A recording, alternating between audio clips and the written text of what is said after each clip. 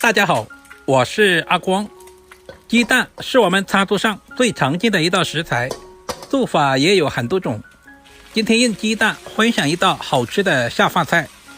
这样炒出来的鸡蛋，不管是用来下饭还是下酒，都非常的不错。主要是操作还十分的简单，厨房小白都能够轻松的掌握。如果你也喜欢，我们一起来了解一下具体是怎样做的吧。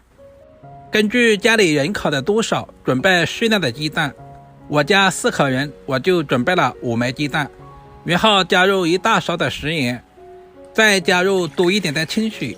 我们要把鸡蛋来清洗一下，因为鸡蛋的表面难免有一些大肠杆菌或者是鸡粑粑，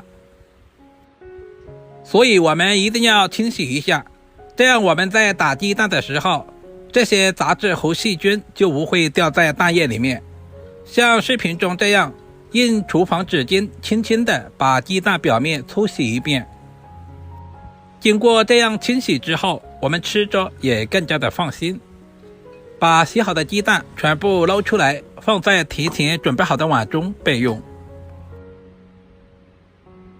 接着我们再准备一些配菜，准备2个青线椒对半切开，然后去掉里面的辣椒籽。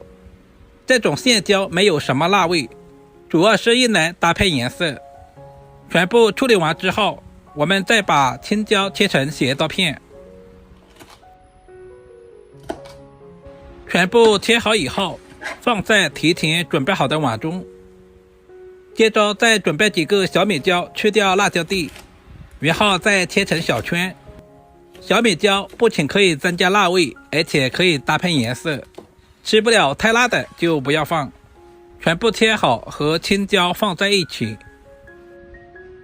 做鸡蛋离不开大蒜籽，我们把去皮的大蒜籽切成薄片，全部切好以后放在提前准备好的小碗中。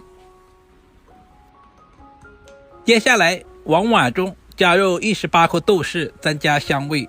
下面我们来调个碗汁，空碗中加入1大勺的生抽，少量的红烧酱油上色，然后再加入1勺蚝油提鲜。接下来再加入大半勺的食盐调味，接着加入少量的鸡精，然后再加入少量的白糖，最后加入少量的胡椒粉，然后再加入小半勺的玉米淀粉或者是土豆淀粉，加入适量的清水，把所有的调味料完全化开。提前调好料汁也是节省炒菜的时间，充分的搅拌均匀，放在一旁。准备3根清洗干净的青蒜放在案板上，用刀拍散一下，这样方便成熟也方便入味。全部切成小段。新鲜蒜苗不仅可以搭配颜色，而且蒜香味也非常的浓郁。把所有的青蒜全部切成视频中这样的小段，全部切好以后放在准备好的小碗中。接着准备一口铁锅，烧至冒烟，然后再加入1勺食用油。我们要来滑下锅，使锅的4周都能够漆上食用油，然后把油倒出来，重新加入凉油，这就是所谓的热锅凉油。然后我们就把鸡蛋打在锅中，大约10秒钟以后，我们就稍微的放动一下锅。今天的鸡蛋一点都没有粘锅，放动自如。我们平常也可以用这个方法来煎鱼、煎豆腐。我们把鸡蛋换过来煎另外一面，把2面都煎至金黄。煎鸡蛋的时候，我们有条件的一定要挑选铁锅，因为铁锅煎出来的鸡蛋更加的有锅气，吃起来香味更加的浓郁。煎鸡蛋的时候，我们全程开中小火慢慢的煎制，千万不能开大火，不然的话很容易烧糊。鸡蛋的老嫩程度也是根据自己的喜好，喜欢吃老一点的我们就多煎一会儿，喜欢吃嫩一点的我们煎的时间就不需要那么长。把所有的鸡蛋全部煎成视频中这样，放在提前准备好的盘中备用。接着另起锅，加入少量的食用油，油温烧热以后，我们就把蒜子和豆豉下在锅中，开小火煸炒，炒出蒜子的香味和豆豉的香味。接下来把小米椒和青椒片也下在锅中，稍微的翻炒几下，然后再把鸡蛋也倒在锅里面，翻炒均匀，把鸡蛋炒出蒜香味。亲爱的朋友们，视频都看到这里啦，借您花财的小手点个赞再走呗。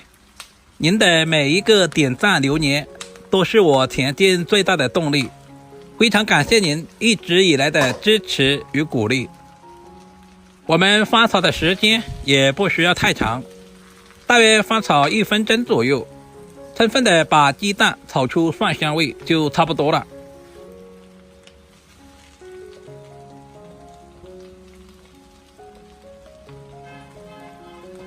接着把准备好的料汁全部倒在锅中，开大火把锅里面的料汁烧开。我们要把鸡蛋稍微的焖煮一会儿，这样使鸡蛋更加的入味。所以我们的料汁一定要稍微的多准备一些，稍微的翻拌一下，使荷包蛋受热更加的均匀。用锅铲按压一下，使所有的荷包蛋都能够吸上料汁。然后把切好的青蒜也倒在锅中，稍微的翻炒几下，把青蒜炒出香味。现在的青蒜非常的鲜嫩，所以我们炒制的时间也不需要太长，稍微的翻炒几下就可以了。如果炒的时间太长，青蒜很容易变色，那样炒出来就不好看了。